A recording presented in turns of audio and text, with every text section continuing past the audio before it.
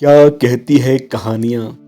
हर कहानी कुछ सिखाती है, समझाती है, अनेकों संदेशों के माध्यम से प्रेरित करती है और स्वयं के अंदर छुपी हुई प्रतिभाओं को निखारती है। कहानी है एक राजा की। प्राचीन समय में एक राजा के मन में यह ख्याल आया, क्यों ना कुछ ऐसा किया जाए अपने इस कार्यकाल में कि आने वाली भविष्य की पीढ़ियों के लिए एक संदेश हो, एक सीख हो।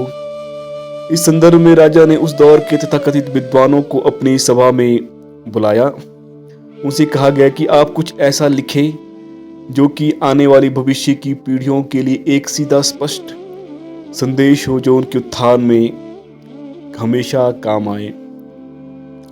उस दौर के सभी तथाकथित विद्वानों ने अपने ज्ञान, योग्यता, समझ के आधार पर राजा को पुस्तकों के रूप में अपने ज्ञान का निचोड़ प्रस्तुत किया। तो राजा के पास बहुत सारी किताबें प्रस्तुत की गई।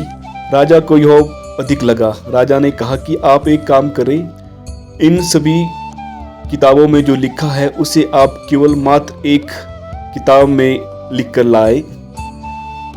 सभी विद्वानों ने आपस में सलाह करके तय तिथि को दोबारा राजा के सामने प्रस्तुत हुए।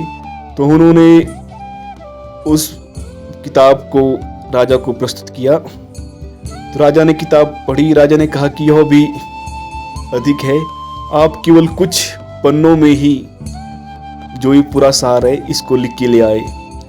दोबारा फिर विद्वानों ने सलाह करके तय तिथि को राजा के सामने गए। तो राजा ने पढ़ा। राजा ने पुनः कहा कि यह भी अधिक है, आप केवल मात्र एक पेज में ही पूरा संदेश बताए।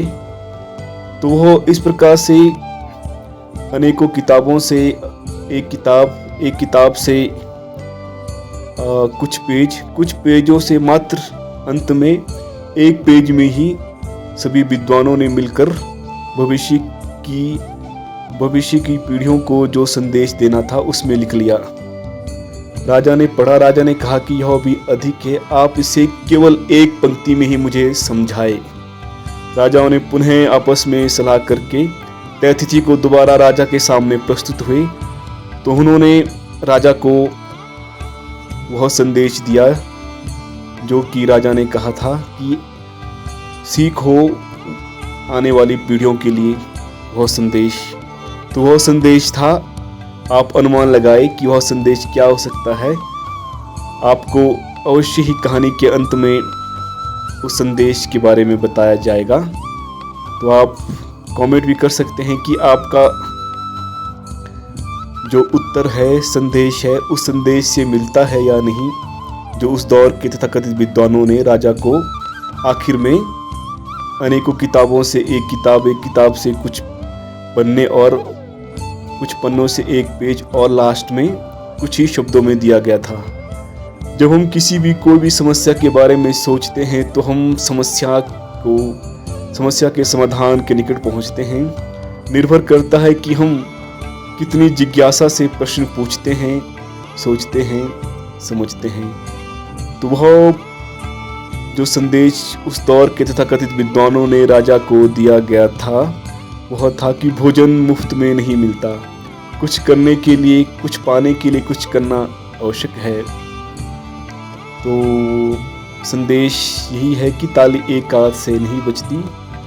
तो चाहे प्यार हो, व्यवहार हो, व्यापार हो, सबका सहयोग तभी होगा जब आप सबकी सहायता करोगे, तभी आपकी और अधिक सहायता होगी। आशा करते हैं कि आपको ये कहानी अवश्य ही अच्छी लगी होगी। इस प्रकार से हम और भी आपसे अगली कहानियों में मिलते हैं। तब तक के लिए धन्यवाद।